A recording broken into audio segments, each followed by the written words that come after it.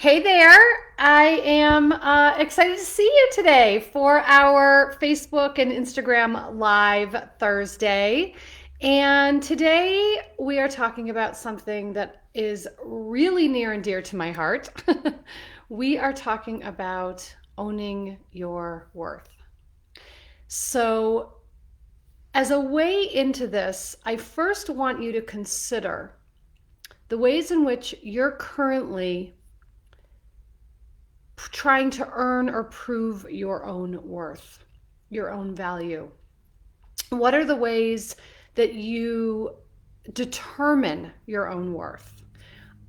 I know for decades of my life, I attached my worth and my value to what I did, what I produced, what I achieved, what I did for others, how I showed up for others. So I was constantly in the position of putting my own worthiness in someone else's wagon. That's how I often say it. I attach my worthiness to someone else's wagon, and I'm letting someone else be the determiner of my own worth and my own value. And so, just for yourself, check in and see about the ways in which you might be doing this. Are you saying yes when you want to say no because you think that's going to make you more valuable? Are you are you doing things that cross your own boundaries so that others will perceive you in a certain way? Are you taking on more responsibility than is yours at work, for example? Are you doing things for others because you want to create a persona or perception of yourself in the eyes of others? So all of these can be ways in which we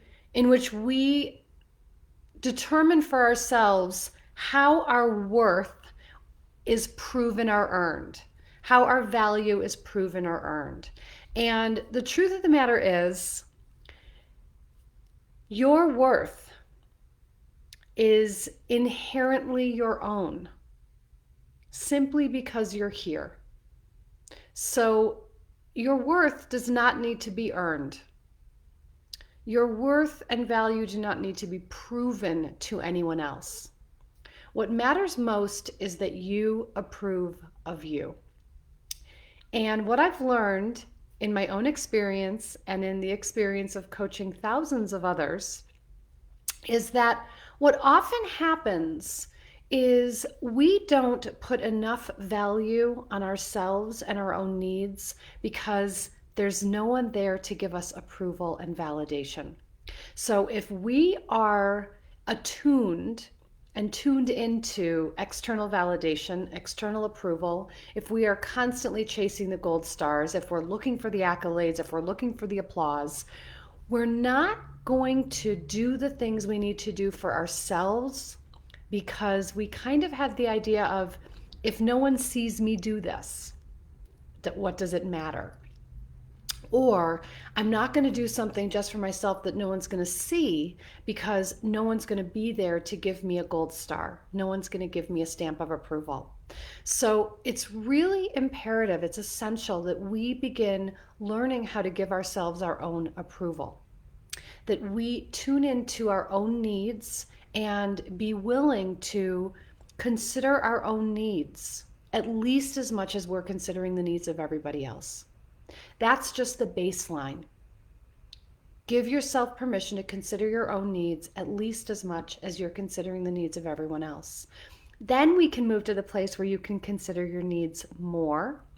And then we can move even further to the point where you can consider your own needs first before you're considering the needs of everyone else. And so part of what happens when we are separating ourselves out from our sense of value and our worth, when we're letting someone else be the determiner of our own worth, what's often happening is that we are projecting value and worth onto others as well. So let's look at it this way. If we are comparing ourselves to people, That's one way in which we tend to lessen our own sense of value and our own worth. We look at other people, we compare ourselves, and then we determine we are somehow less than. Now, certainly, this can originate in imprinting of beliefs and messages that occurred long ago, all those shadow beliefs that lead us to that funnel of I'm not good enough, I'm not enough, I'm not worthy. Really all the shadow beliefs funnel down into this singular I'm not worthy. So when we're in comparison mode, we're comparing ourselves to someone else. What often happens is we put ourselves in the one down position because we don't think we have what they have.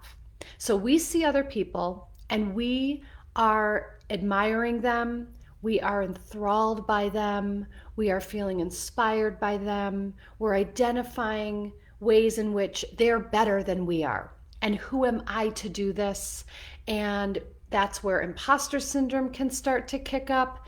That's where jealousy and envy can start to kick up. So, one of the things I will share with you is that jealousy and envy are really powerful emotions to feel, because what happens is if we see that someone else has something that we want and we feel the envy or the jealousy, we can reframe that to actually support us in knowing that if they have it, it means it's possible for us to have as well. Most of us go to the point of if someone else has something, we can't get it. We think there's a glass ceiling. We think that life is a zero-sum game, that if someone else has, I will go without. Or if I have, someone else goes without. But the truth of the matter is that if someone else is having success, if someone else is fulfilling desires, if someone else is achieving goals that we have in our mind to do as well, if someone else is doing it, it means it's possible for us to do also. They're simply modeling for us what's possible. See if you can move into that shift around envy and jealousy. See if you can actually allow envy and jealousy to be expansive around seeing that if someone else has it, you can have it too. Now, to that point, if you are looking at people, either in the public eye or in your personal life, who you are feeling inspired by, who you're feeling enthralled by, who you are recognizing they have something, they've got that je ne sais quoi, they've got that certain something, and you wish you had it too. We're looking at the qualities, we're looking at the characteristics that these people embody. So we might notice in people, their generosity, their creativity, their confidence, their courage, their tenacity. Whatever it is that we are seeing in someone else that we are admiring, we have it too. So here's how it works. Any quality we see in another person exists within us. We tend to disown certain qualities, the things that we either don't want to be, that we've labeled bad or wrong. We also disown qualities of the positive, quote unquote, the qualities of light. So we go through our lives disowning qualities that we don't want to identify with. I don't want to be that. And we disown qualities that we think we're not, but we would want to be them because we see them in others and we would want to embody that. But we've convinced ourselves we're not that. So we have a powerful opportunity to reclaim these positive qualities. And again, the qualities themselves are really charge neutral. We're the ones who tend to apply the positive negative charge on them. We have the ability to reclaim all of these qualities, but in terms of owning our worth, we want to be sure that we're reclaiming and embodying the qualities that we've disowned that are in the light, that are the qualities that we are admiring in others. these qualities that we know that if we harnessed, if we cultivated, if we nurtured in ourselves, would support us best in having the life we want to have. So this week, I want you to pay attention to these qualities in others that you begin noticing that you would like to embrace and embody and cultivate in support of you fulfilling your desires. So again, these are the qualities like confident or generous or creative or assertive. Whatever quality you're noticing in someone else that you're admiring, start to see how this quality actually lives in you. So I know sometimes this can feel a little tricky because, again, we're so used to comparing ourselves to people outside of us and taking the one down position. This isn't about comparison. This is about noticing I'm drawn to this person. I'm inspired by this person. What is it about this person that I'm drawn to? What is it about this person that inspires me? Find the quality. And then notice where that quality already lives within you. The quality is here. We have every quality. I like to say that sometimes it's just, dormant or it needs some dusting off. The qualities are within you. We simply need to make sure that they're seeing the light of day. So this is a powerful way that we own our worth, we own our value, because we're owning all of these parts of ourselves so that we no longer have to push away these qualities that can really support us in our lives.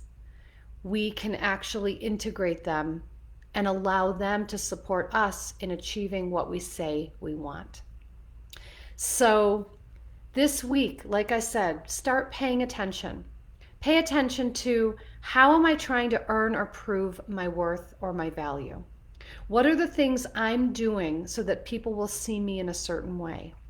What are the things I'm doing so that I can, buy love and buy safety and buy acceptance? What are the ways that I'm giving pieces of myself away or hiding pieces of myself? I often talk about the ways that we package ourselves to be digestible to others. What are the ways that you're doing that? What are the ways that you're hiding out? And what are the ways in which you are willing to step into center stage of your own life so that you can let your light shine? How can you reclaim these qualities you've been pawning off on others, saying that you're not that, and yet, of course, you are. We are all courageous. We are all confident. We are all creative. We have all of these qualities within us that we can draw on at any time. So see what these qualities are. See what it's going to take inside of you to reclaim them and reintegrate them. And how can you practically, actively embody them and use them to support you in your life today. Yes, exactly. So I see that, Rosemary. Yes, often when you're told you're too much, you start hiding that quality to be accepted by others. Absolutely. So we hide these qualities when we're very, very young. Usually something occurs or we get a messaging, don't be too big for your britches, don't be too confident, don't be too loud, don't be too big. And so we start to package ourselves to be digestible to everybody else. We make unconscious decisions, unconscious choices to stay small, to stay contained, to stay out of trouble. And the truth is that everything we start packaging, every way in which we're hiding, becomes essentially the seed of our self-sabotage as we become an adult. So here's the thing. I fully I fully believe that we all on some level think we have to hide some part of ourselves in order to be loved and accepted. It might be a quality. I have to hide this quality.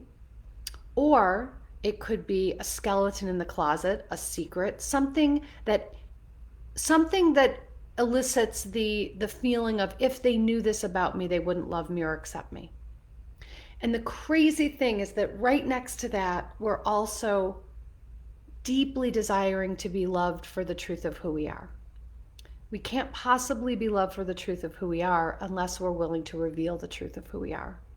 And the way we reveal our truth is by reclaiming these lost pieces of ourselves so that we can return to our wholeness and our fullness. That's how we show up in our wholeness.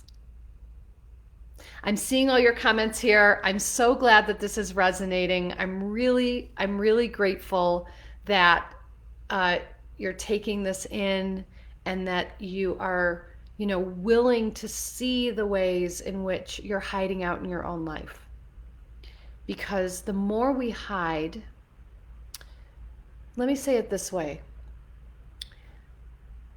I will say that the more, when I was really deep in my hiding, when I was wearing the armor, when I, was projecting the image of perfection to the world, when I only wanted to be seen as the persona that I gave people the lens to see me through, I was really aching because I had no intimacy, which is very different than lonely. It's not the same thing.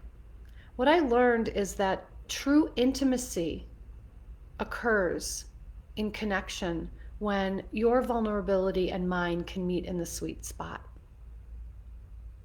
So we're not really going to be fulfilled and satisfied by connection until we are able to share those vulnerable pieces of ourselves with the people who can hold us. I see that, Sarah. I hear quit being so sensitive a lot. Yep. So when we hear this, we internalize sensitive as being bad, as being negative.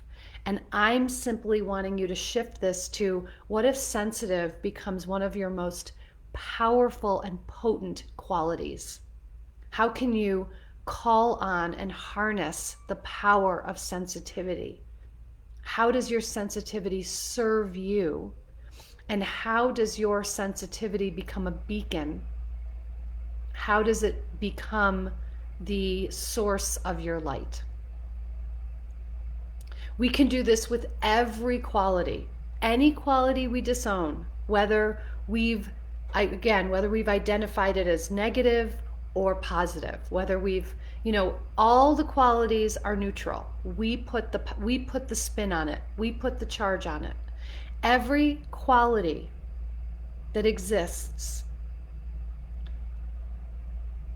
allows us to take this piece back so that we can reclaim our wholeness, and every quality allows us to actually harness it and use it to cultivate whatever it is we are creating in our own lives. Every single quality. So this week, be a detective, get curious, get fascinated, go on the archaeological dig, see what qualities you've been pushing off, see what qualities you've been saying, I'm not that, see what qualities you can reclaim and use to support you. They're all right here at our service. They're all right here waiting to be inhabited. This is how we own our worth. All right, loves, thank you so much for spending time with me today. As always, I love it, and I'll be back again with you next Thursday. Take good care.